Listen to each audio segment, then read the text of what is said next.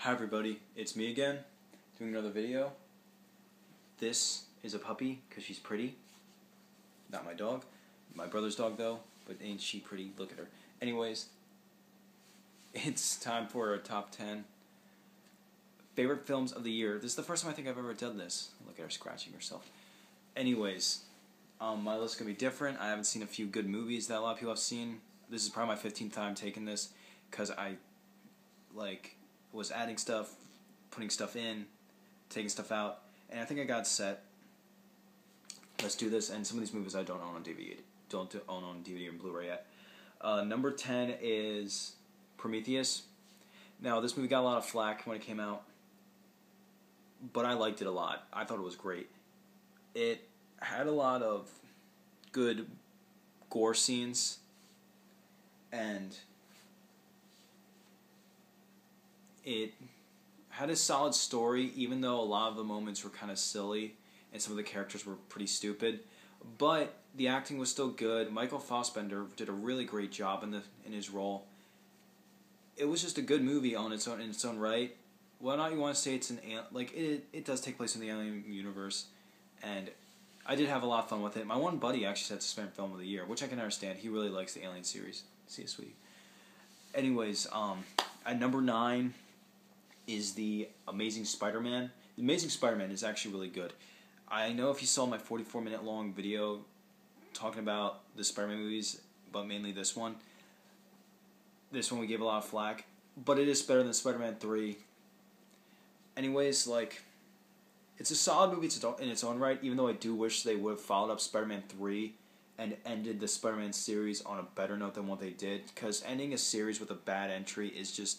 and a bad entry with also a disappointing ending is probably one of the worst things you can do in a movie. But with The Amazing Spider-Man, even though I hate the politics behind it, it's still a solid movie in its own right. Great action, great acting. At number 8, we have The Raid Redemption. Great movie, brutal violence throughout. I don't want to give too much away. It's a simple plot, just about cops going up, apartment complex to get to the drug lord. But the action is really good. I would recommend reading the subtitles through it, or you can either watch it dubbed or undubbed. You can either watch it with the subtitles or dubbed over, or if you, speak the language that they're speaking, watch it like that. Whichever way is easiest for you. At number 7 is The Dark Knight Rises. I don't own this yet. The Dark Knight Rises is actually my favorite of the original Batman, not the original, the new Batman trilogy. It's brilliant. Bane, Tom Hardy as Bane, you can't go wrong. It is one of the greatest villains to be put on film for Batman. Now, the reason I like this more than The Dark Knight, a lot of people know I didn't really like The Dark Knight, and I figured out why, is that I've seen the Joker done so many times, not just done so many times, done well so many times, that Heath Ledger's Joker just kind of was just there. But Bane, I think I've only seen him done well once, maybe, and that was in the animated series. And he was also in Batman and Robin. But in this movie, he was done really well. It was a totally different Bane, but it was a totally different Bane that was done really well. Some people give this movie a lot of flack. It was just people delved into continuity errors, just stupid things that happen in the movie, and it's just really, there's a line you have to draw. It's this is just people being picky and it not being the perfect film The Dark Knight was. But like I said, I enjoyed this more than Dark Knight. I thought the action was more entertaining. I thought, the characters were cooler. Catwoman was finally done right. I mean, in Batman Returns she was done right, but, Catwoman was done right. Bane was done perfectly. So it was all around a great movie, but, it kind of just got flacked on for no reason. And at number 6 is Looper. This I did not know, just recently came to DVD, because I don't watch TV that often, so I don't know when things are coming to DVD. And when I saw Looper, I was actually hyped up for it. It was one of the most hyped movies I had this year. And then when I saw it opening day with my buddy, and I thought it was just downright awesome. Oh, dog's right behind me. And Looper was just an all-around good time. It had great action in it. Like, it wasn't just action. It was a sci-fi movie with depth to it. And it was very complex.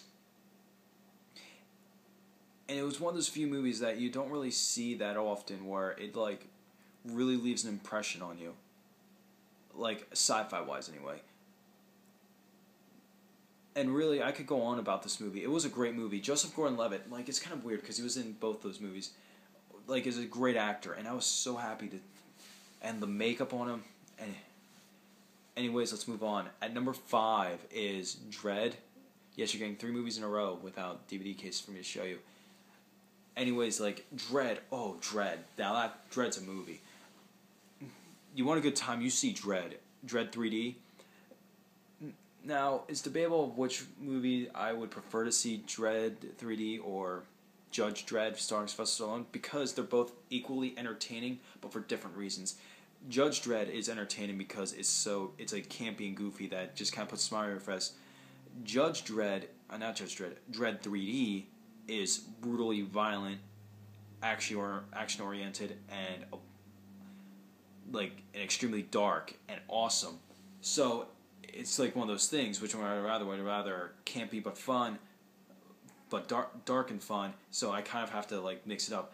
But Dredd 3D is a much better made film, and the man who played Dredd did a brilliant job. Even though I thought it was kind of weird that like his voice like sounded normal, and then kind of started getting like this.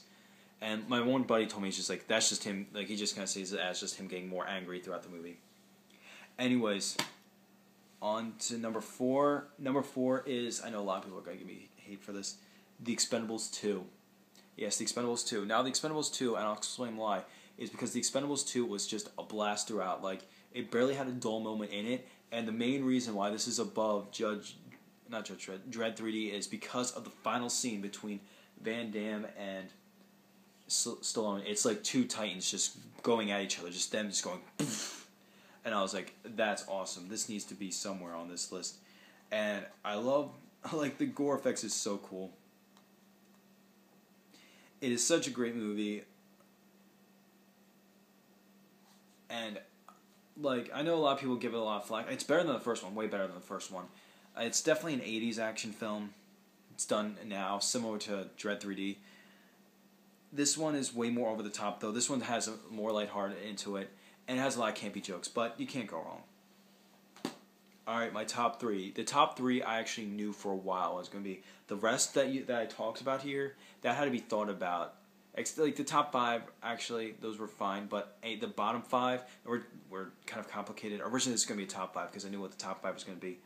Now, the top 3, these are my all-time favorite of the year. These are solid films, and honestly, I think I can like switch them around and they'd be at the same spot. But because I had to come up with an idea of which ones I'd put in order, it's like this. At number 3 is Cabin in the Woods. Cabin in the Woods is phenomenal. If you haven't seen Cabin in the Woods, you're missing out. This is an entertaining thriller ride. It's not, like, some people will say it's scary. I don't think it's that scary. But it's entertaining as all get out, and it is unbelievable. Like, I was waiting for this. Is the movie I've been waiting for. It's Joss Whedon, I think the guy that did